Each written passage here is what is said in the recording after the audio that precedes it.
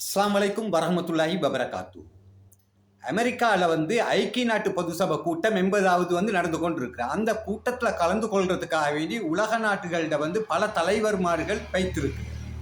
இந்த நிலையில் விசேஷமாக நான் பார்த்ததில் டர்க்கியினுடைய ஜனாதிபதி ரிசப் தையிப் எர்துகான், அமெரிக்க ஜனாதிபதி வெள்ள மாளிகையில் அவருக்கு கொடுத்த அந்த வரவேற்பு ஒரு முக்கியமான ஒரு பேசு பொருளாக பல உலக நாடுகள்கிட்ட உள்ள சேனல்கள் மூலமாக அனைவரும் பார்த்ததுண்டாக இருக்கும்.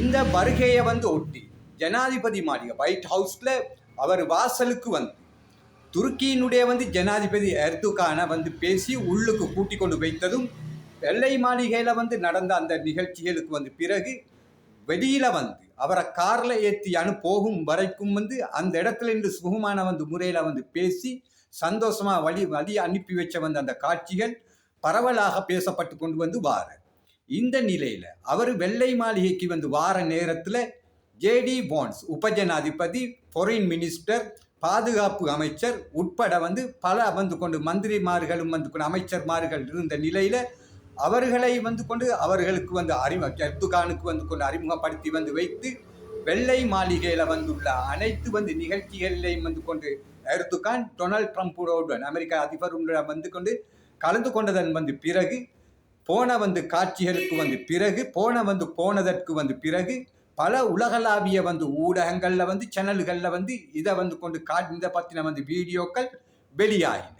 ஒரு உலக நாட்டு தலைவர் ஒன்றுக்கு அமெரிக்க ஜனாதிபதி டொனால்ட் ட்ரம்ப் அதி முக்கியத்துவமான கொண்டு ஒரு உபசரிப்பு கொடுக்கியன்னு சொல்லி சொன்னக்கா, அந்த தலைவர்மார்கள்ல எர்துகானும் ஒரு முக்கியமான நபர் என்று சொல்லியதை இந்த நிகழ்வு எடுத்து காட்டியது. இது மட்டும் இல்லாம பாகிஸ்தானினுடைய பிரதமர் ஷெபாஸ் ஷெரீப் அவர்களுக்கும் அமெரிக்க ஜனாதிபதி ஒரு முக்கியமான ஒரு வரவேற்பை கொடுத்து அவரை தன் நண்பனின் செல்லியமாக்கி அவரை உபசரித்து அனுப்பின காட்சிகளையும் கொண்டு வீடியோக்களையும் நாங்கள் பார்த்தேன். பாகிஸ்தான் அமெரிக்க இந்த நெருக்கம் நாளைக்கு சைனா பாகிஸ்தானுடைய நட்புக்கு இது பாதகமாக அமையுமா அமையாதா?